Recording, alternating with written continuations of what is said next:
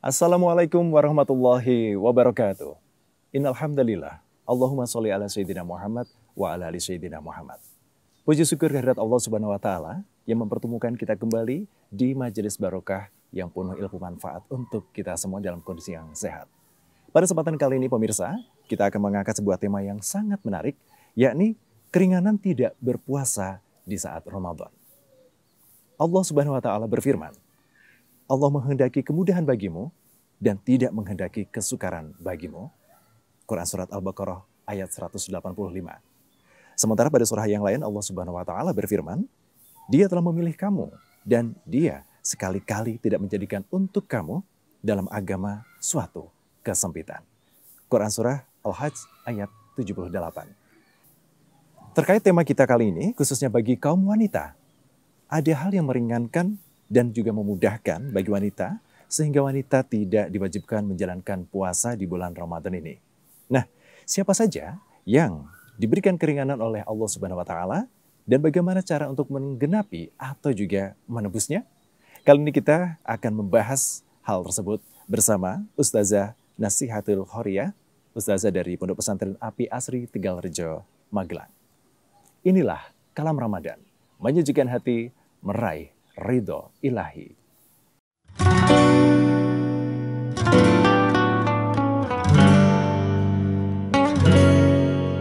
Assalamualaikum Ustazah. Waalaikumsalam warahmatullahi wabarakatuh. Apa kabar Ustazah? Sehat? Alhamdulillah sehat Mas.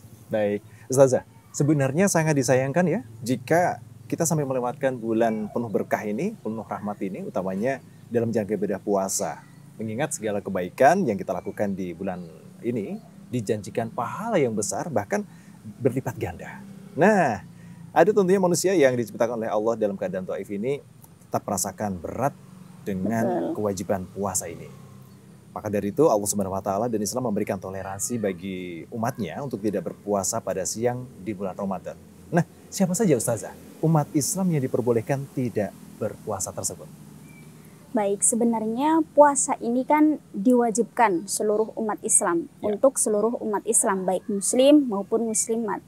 Akan tetapi ada beberapa orang yang diperbolehkan untuk tidak berpuasa. Nah, orang-orang ini diantaranya satu, anak kecil yang belum balik. Yang kedua, zawalul akli, orang gila. Yang ketiga, ada orang yang sakit. Kemudian ada orang yang sudah tua renta, yang sudah tidak mampu untuk melaksanakan puasa. Kemudian ada musafir. Musafir ini juga diperbolehkan untuk tidak berpuasa. Tapi nanti ada kriteria-kriteria tertentu. Kemudian ada orang yang haid, nifas, wiladah. Bahkan untuk orang yang haid, nifas, dan wiladah ini diharamkan untuk berpuasa. Seperti itu. Begitu. Menarik sekali ya kalau pembahasan ini kita sampaikan kepada pemirsa. Tapi kriteria yang pertama tadi yang perlu ingin saya tanya, anak kecil yang dalam hal ini ditentukan dengan sudah balik atau belum ini. Nah, sebenarnya bagaimana batasan balik menurut hukum fikih kita ini Ustazah? Untuk batasan atau kriteria balik, kalau dalam kitab Safinatun Najah disebutkan ada 3 kriteria atau tanda-tanda balik. Yang pertama di Safinah disebutkan tamamu khamsa asyarota sanatan fid dzakari wal unsa.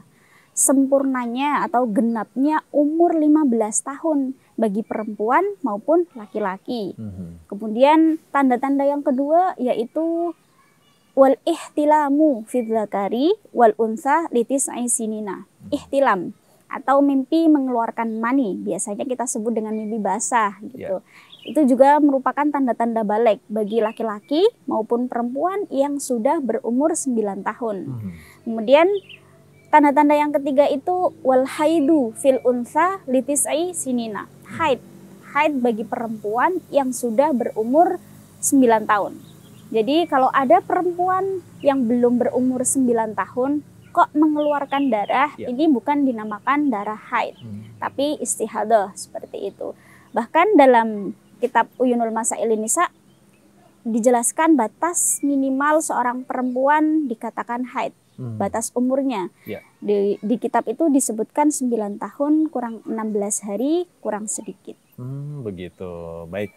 Ada lagi Ustazah, ini kan yang sering dijadikan alasan untuk tidak puasa adalah musafir atau seseorang yang sedang melakukan safar. Nah, bagaimana sebenarnya kriteria atau syarat safar yang kemudian diperbolehkan secara syar'i untuk membatalkan atau tidak berpuasa?